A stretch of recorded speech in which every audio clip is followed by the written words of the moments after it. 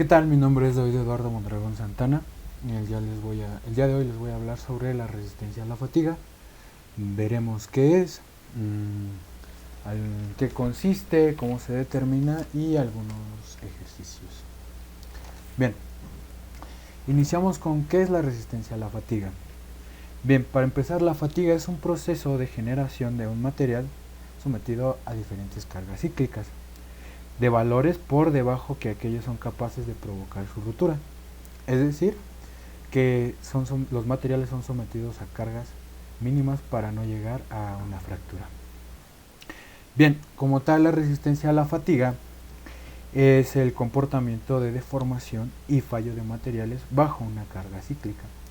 De esta manera podemos observar que del lado izquierdo tenemos una gráfica en la cual en el eje X muestra el número de ciclos al que es sometido el material y en el eje Y tenemos a la fuerza que es sometida el material. Dentro de esta gráfica podemos observar una línea morada, la cual nos representa en dónde está la resistencia estática, variable y resistencia a la fatiga del material a someter. Del lado derecho podemos observar una prueba de un material en la cual pues ya llegó a su punto de ruptura y pues esa es la imagen. Continuamos con cómo se determina la fatiga. Bien, la fatiga se determina mediante el ensayo por medio de una máquina universal, que es la que podemos observar de este lado derecho, la cual consiste en dos prensas, una arriba y una abajo, las cuales aplican unas fuerzas en direcciones opuestas, es decir, hacia arriba y hacia abajo, a una probeta de un material X, puede ser acero, aluminio, cobre, alguna aleación, algún tipo de nuevo metal, etcétera, ¿no? En la cual podemos observar que del lado derecho, donde se encuentra el operador, hay un manómetro, el cual nos indica el número de ciclo por el que está pasando y la fuerza que está aplicando. Cabe mencionar que durante el ensayo de esta fatiga, en pocas palabras, el material se somete a componentes a cargas cíclicas, lo que disminuye su tensión admisible, que en otras palabras es produce una ruptura sin haber alcanzado la resistencia a la tracción, ¿no? Generalmente las cargas alternantes se pueden interpretar como ciclos que se llevan bajo diferentes proporciones de carga. Del lado izquierdo podemos observar un pequeño diagrama que se le llama el diagrama de esfuerzo de formación. Este consiste en medir la región lineal, la plasticidad, el endurecimiento por deformación, la estricción y la fractura del material que se va a someter. Bien, aquí podemos ver que están los puntos definidos en los cuales está la región lineal, la plasticidad, el endurecimiento, etcétera, etcétera, ¿no? Del lado izquierdo, en el eje Y, podemos observar los esfuerzos que nos marca, que es el esfuerzo último, que es donde el material llega a la fractura, el esfuerzo de la afluencia y el límite de proporcionalidad.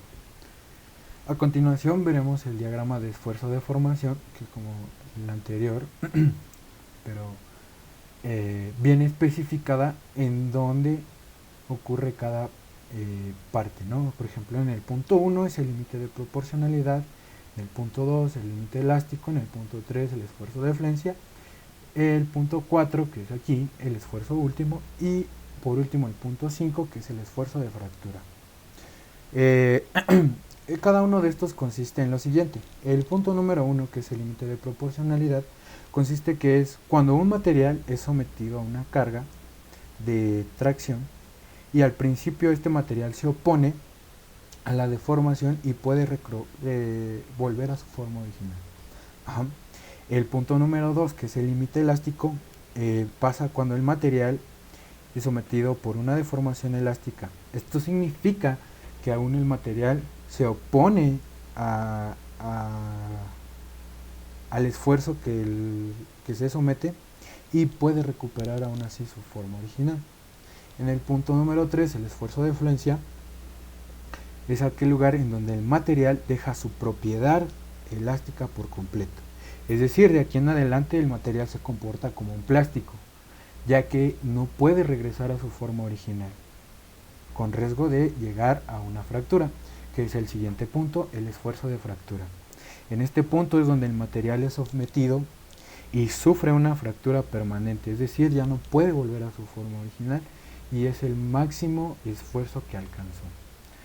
Con ayuda de la máquina universal, este tipo de diagramas, los esfuerzos y el número de ciclos nos los dice gracias al estudio que realiza dicha máquina. Bien, a continuación veremos un ejercicio el cual nos dice lo siguiente. Una probeta de ensayos de una viga giratoria de acero 10-20 estirado en frío se desea parar la fatiga de bajo ciclaje aproximadamente a 500 ciclos.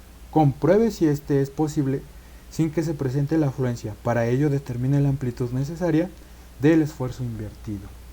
Bien, como dato tenemos un acero 10-20 estirado en frío, un número de ciclos que es igual a 500 y debemos de encontrar si existe la fatiga en ciclo bajo.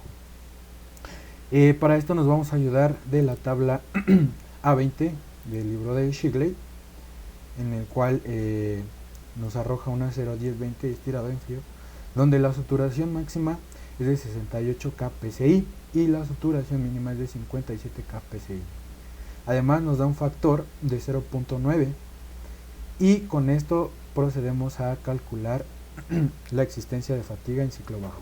Bien, usamos la fórmula para encontrar la fatiga, que es SF es mayor o igual que la saturación de N, que en este saturación máxima, que multiplica N, que N es el número de ciclos, por F, que es el factor, sobre 3. Al sustituir estos valores nos da de 61.85 kPsi. Lo que podemos observar es que 61.85 es mayor que la saturación mínima, que es de 57 kPsi. Aquí podemos observar un pequeño diagrama en el cual quisimos demostrar el esfuerzo de la probeta, en el cual pues llegamos a la conclusión que no hay fatiga de ciclo bajo, ya que presenta una afluencia, es decir, la falla sería de manera estática. Esto sería todo de mi parte, muchas gracias por su atención.